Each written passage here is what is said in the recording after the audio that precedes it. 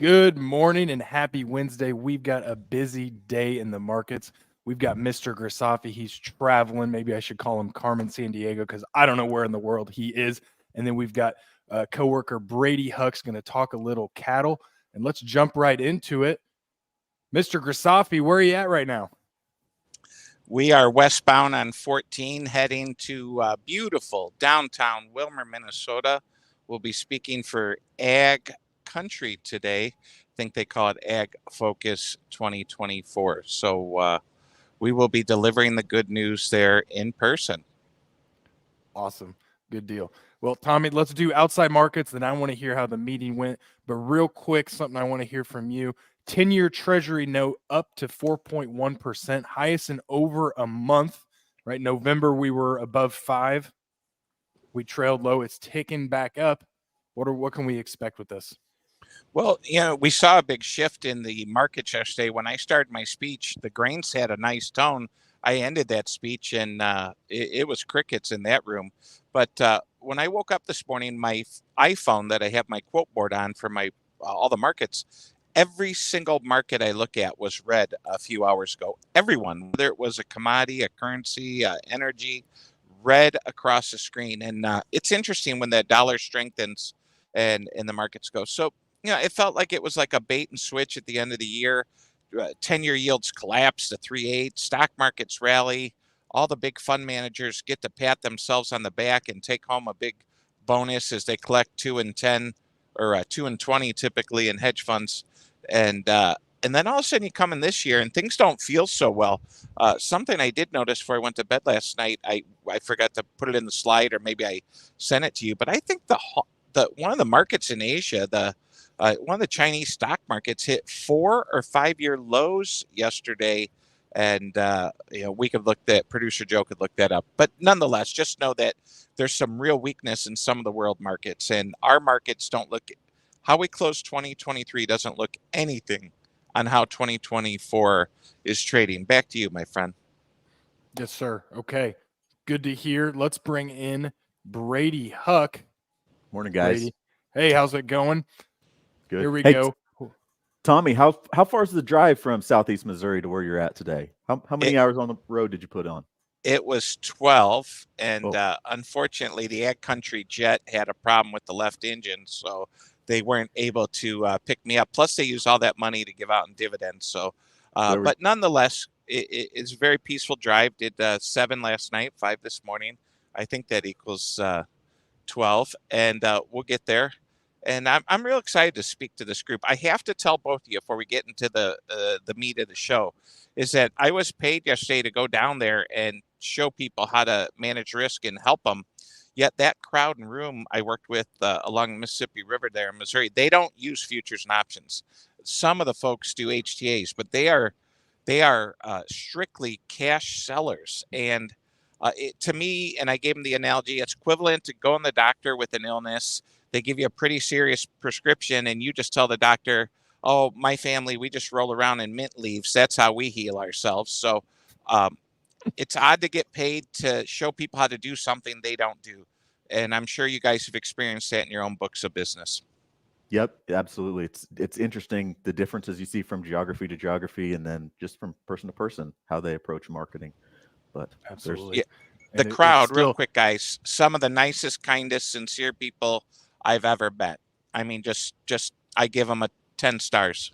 That's one thing that's consistent across Ag Country, all across America, right? Great people. Absolutely. Farm Credit, Southeast Missouri. All right, with that, let's jump into the meat of the show.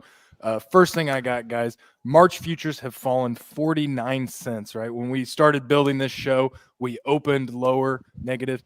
Corn has turned around, right? I sent a text that said new lows on the markets. I hope that's the last time I have to send that. But we got it turning around. But since October 31st, that is a 10% drop. Nearby corn futures are the lowest level since December 22nd of 2020. That's tough to swallow, Connor. That's hard fact and hard number to look at. Absolutely. And then same thing on the soybean front. We've got beans down, March beans down right around 12. Here's a fun thing I was looking at. I'll quiz you guys. I didn't prep you on this. Do you remember the last time we saw $14 beans on the March 24 contract? How long ago do you think it was? what was it? Not that It- long ago, right? Like August. 6-7 weeks ago, didn't we hit 1390 something? We were about almost 2 months, call it 7 weeks, 2 months ago. We saw Oh my. 11 uh on 11 November 15th. So amazing, we talk about a big drop in corn, $2 drop that we're seeing in soybeans right now. So hopefully we can find a bottom and see where that's going. Some good news, right? I'm catching a lot of flack for doing nothing but good news. So let's look at some good usage numbers. NOPA, December US soy crush jumps to a record 195 million bushels. So we are continuing to see US soy crush outperform. It is good to see this, don't you think, guys? Yes, absolutely. Good to see. Chewing through those bushels. That's going to be our best friend over the next few months is demand, right? Domestic demand, boys. Domestic demand. Yeah. Next few months and hopefully the next few years, right? We've talked a lot about how we have these crush plants coming online, sustainable aviation fuel, yada, yada, yada. So hopefully we continue to see that soy crush outperform and continue to make new highs. And so other thing I got is looking at exports. We've got Brazil's soybean lineup has ramped up this past week, right? Hope maybe a sign of the times to this export business is switching, but we went from 105 to 173 million bushel, and it is now 23 million bushel larger than a year ago. And so just to add some color to that, looking at the shipments, corn shipments, I love pulling this up. Our research team puts it together, just looking at the past 3 years for how our export program and corn, soybean, wheat shipments look. On the corn front, we're dead in between the last couple of years, right? It'd be nice to be a little bit better, but we're ticking right along on corn. Soybeans, I think the story is we see South America, Brazil, the lineup jump, right? As you can see here, there comes a point, right? And maybe we're at the precipice where U.S. soybeans are not, the export window is going to close very quickly. It would be nice to see a little bit more demand before that window closes, but I think it might be a sign of the times is what we're looking at right now. Yep. Nice to see that curl up there with on that purple line, a little curl up here the last couple of weeks. So it's good to see. Maybe the slower harvest there in Brazil, getting those beans out. But yeah, absolutely. What were you looking at on export inspections, Brady? They had a revision, correct? Yeah, there was a revision. Yesterday they posted a significant revision, and I asked. Very curious. And there's lots of finger pointing about, can we trust the numbers? What are the numbers? Are they real? And we'd all do our best shot at trying to guess these numbers and try to estimate these numbers.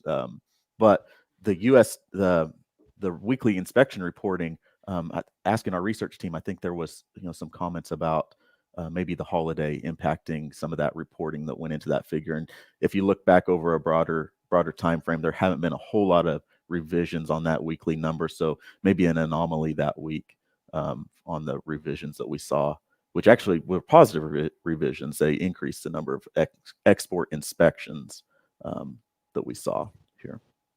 Gotcha. Good deal. All right. With grains, unless you guys got something else to touch with, let's talk, Brady. We'll kick it over to you. Talk a little cattle on feed report. I'll go ahead and pull that presentation up for you. Walk us through what you're seeing. You bet. Big monthly cattle on feed report for on feed numbers January 1st coming up this Friday. We'll get those numbers at 2:00 Central. The trade's looking for 2.2% more cattle on feed as of January 1.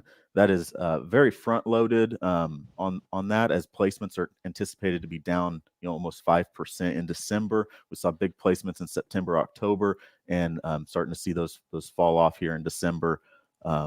Marketing's looking to be 1% below year ago.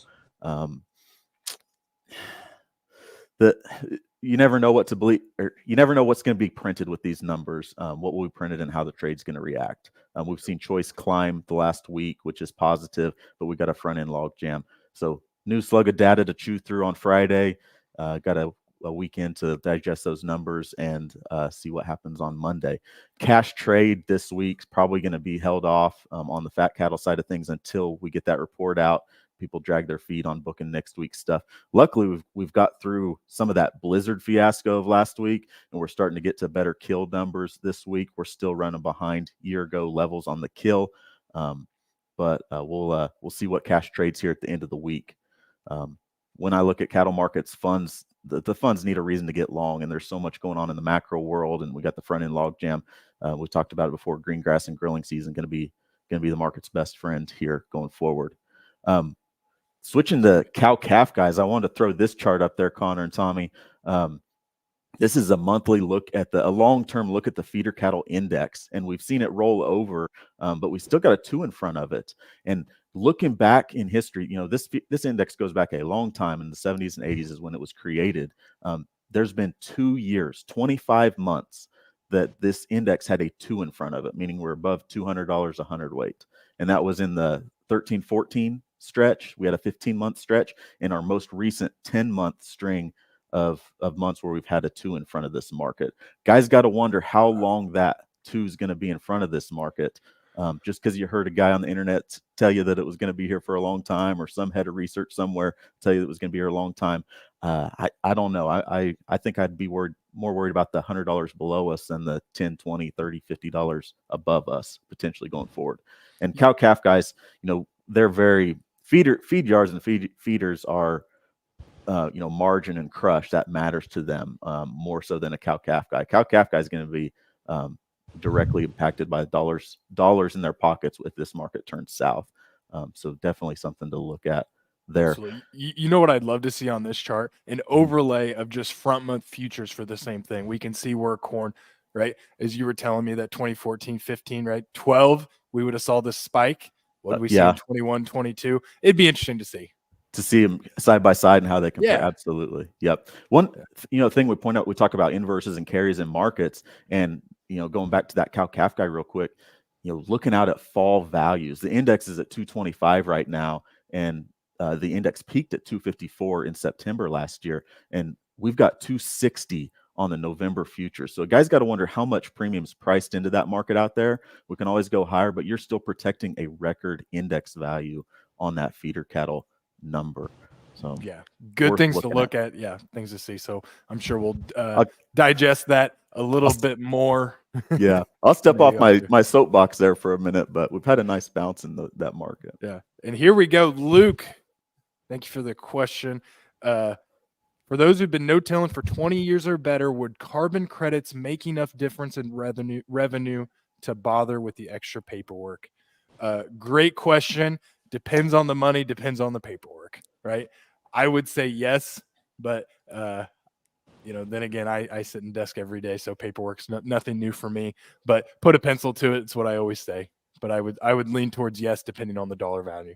So I think with that, Brady, how do they get a hold of us? And we'll wrap this show up. Yep.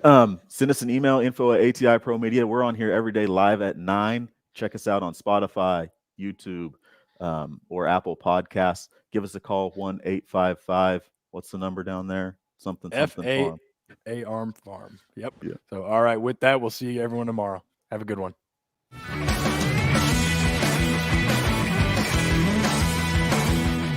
Thanks for joining us. We're here every day, 9 a.m. Central. Don't forget to like and subscribe. We'll see you next time.